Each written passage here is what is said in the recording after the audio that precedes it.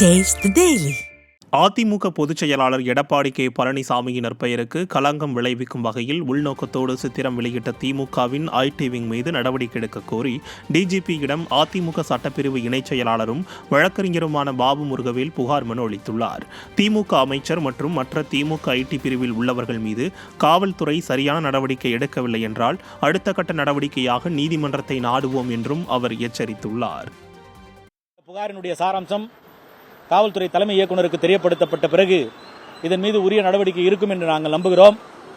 நடவடிக்கை இல்லாத போது நிச்சயமாக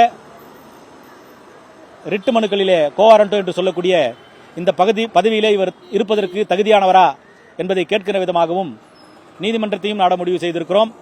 மேதகு ஆளுநரை சந்தித்தும் புகார் மனு கொடுப்பதற்கு இதில் முகாந்திரம் இருக்கிறது. நிச்சயமாக அதையும் செய்வோம்.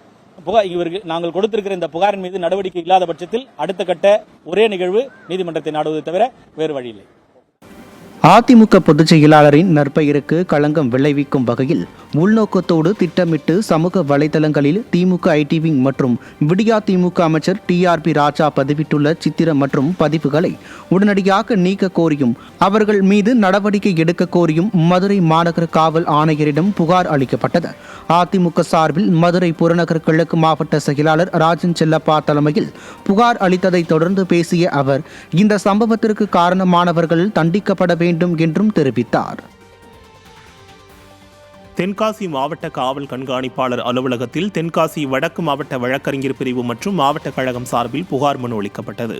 அதிமுக பொதுச் செயலாளரின் நற்பெயருக்கு களங்கம் விளைவிக்கும் வகையில் உள்நோக்கத்தோடு திட்டமிட்டு சமூக வலைதளங்களில் திமுக ஐடி விங்கால் பதிவிட்டுள்ள சித்திரம் மற்றும் பதிவுகளை உடனடியாக நீக்க வலியுறுத்தி மாவட்ட காவல் கண்காணிப்பாளர் அலுவலகத்தில் வடக்கு மாவட்ட கழக செயலாளரும் கடையநல்லூர் சட்டமன்ற உறுப்பினருமான கிருஷ்ணமுரளி தலைமையில் அதிமுக நிர்வாகிகள் புகார் மனு அளித்தனர்.